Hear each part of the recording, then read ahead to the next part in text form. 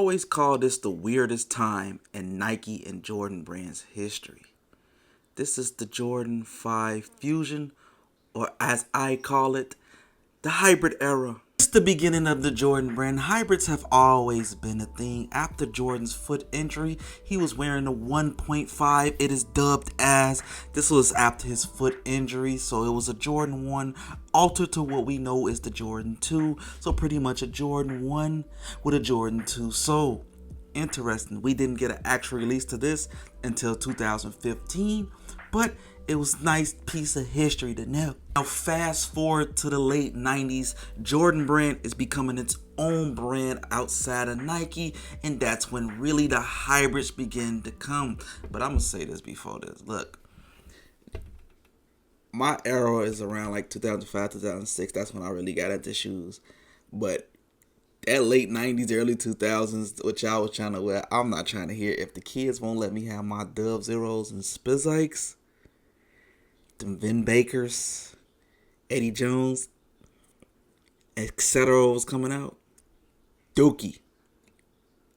I know the old heads gonna get mad in the comments for that one. But doodle. I probably let the Eddie Jones slide. But the rest of that is Dookie. They didn't stop making them. You can get them in the store right now. I don't see you guys with them anymore. That's what I'm trying to say. But back to what I was saying. Like I said, in the late 90s, Jordan brand is becoming its own brand outside of Nike, and we are introduced into the Team Jordan era. These are like hybrids, but they're not hybrids. But you can see they got the ideas from the actual Jordans that we wear on the regular Jordan line. I will say the OG Jordan, the first women's Jordan, you can definitely see it's a breakdown of the Jordan 13. It's clear as day.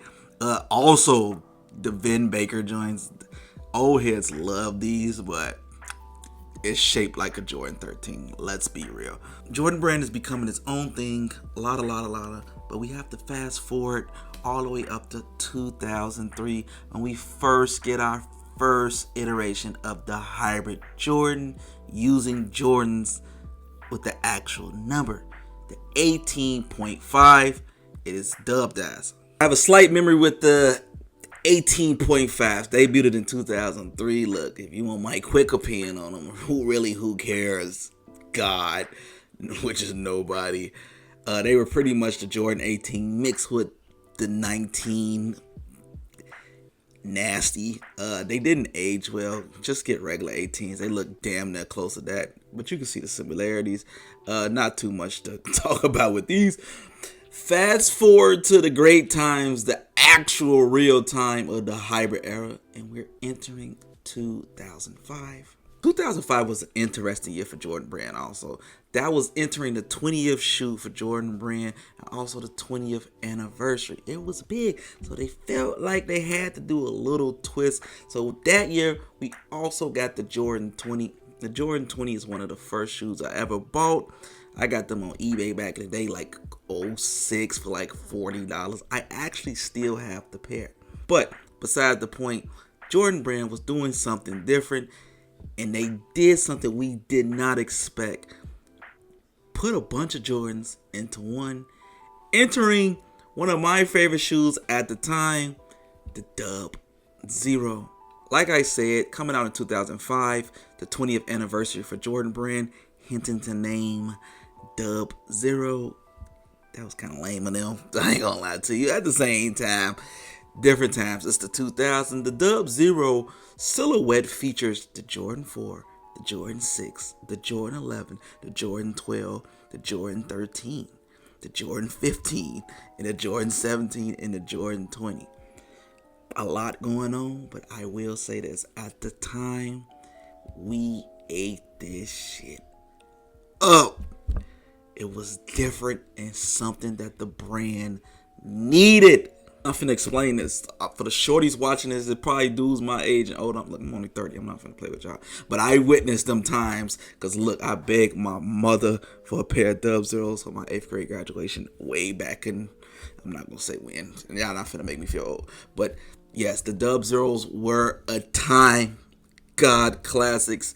It featured a lot of colorways. My favorite being the white and red colorway with the laser print all around. And the blue ones also, those was fire. But the Dub Zeros is a classic. I hate the flack that they get these days. It's cool though. Dub Zero was hot, flaming back in the day. I don't care how you feel about it now. Yes, I understand. I truly do. But at that time, had the streets on fire. In the following year, when you thought Jordan brand couldn't get any better, they continued the hybrid wave with the Spizike in 2006. My favorite of all time, and I think the greatest hybrid of all time. The Jordan Spizike, originally coming out in 2006. The Jordan Spizike featured the Jordan 3, Jordan 4, Jordan 5, Jordan 6, and the Jordan 20.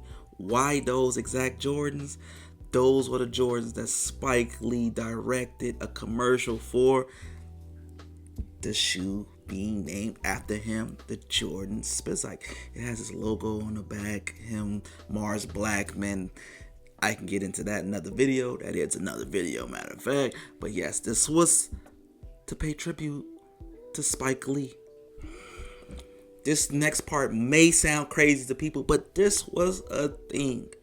They wanted to make the Spike Lee so special that they made him super limited.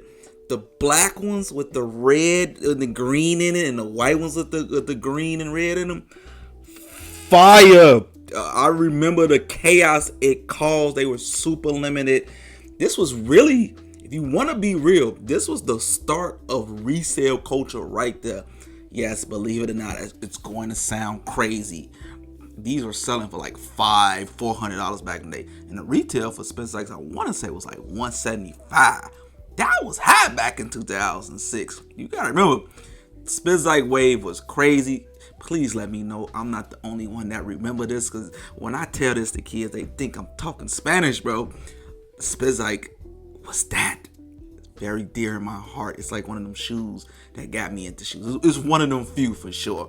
After that, the Spizike madness was in full effect. I remember it like yesterday. Spizikes was selling out every fucking week.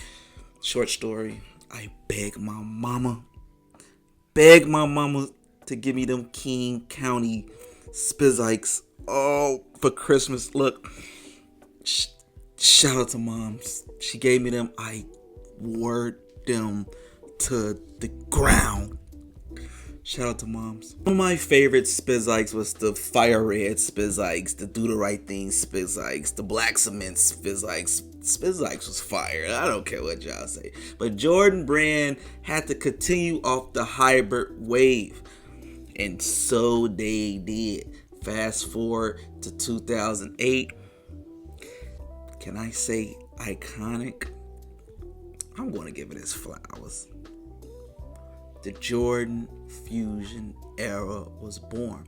Also, around this time, Air Force Ones was arguably the number one shoe in the world. This was peak Air Force One era. One of the best times in sneaker history, when Air Force Ones used to be so fun to wear. Still an all-time classic. I think people just rarely wear white ones these days, but that's just like the norm. But Air Force Ones around that time was through the roof. And Jordan brand being Jordan brand, why not bring both worlds together? And they market it as best of both worlds. And godly did it have the streets on fire. In 2008, the Jordan Fusion era was born. The release of the Jordan 12 Fusion came out at the beginning of the year. It was going to be a long year for Jordan brand. Jordan brand needed new ideas around that time.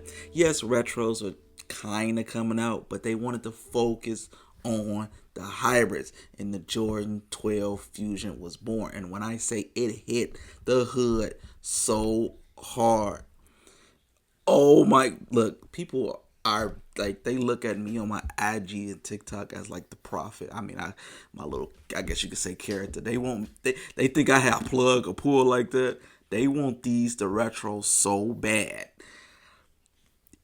I will say this: the Jordan 12 Fusion definitely aged the best. It still paid homage to the Air Force One, but also still look like a Jordan 12.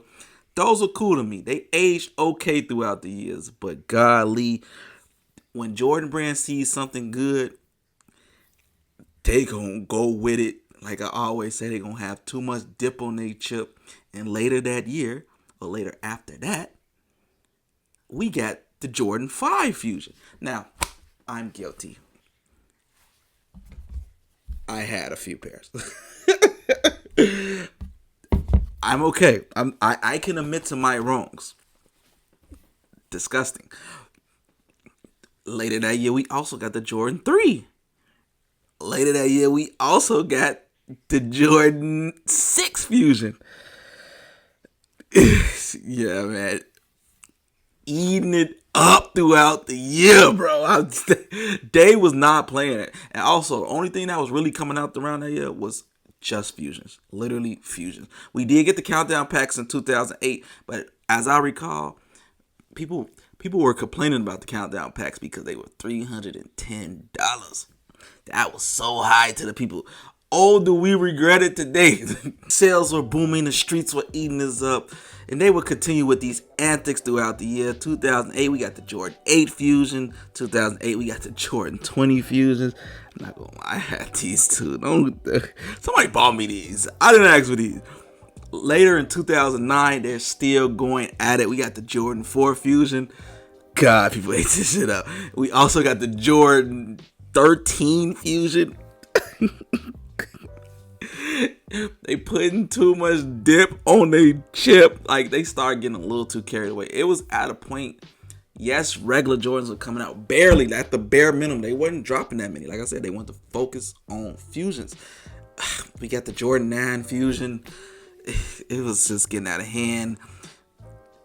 We got the Jordan 10 Fusion in 2010, and at that point, people felt like, you know what? It was cool, Jordan Brand, but can we get regular Jordans releasing again?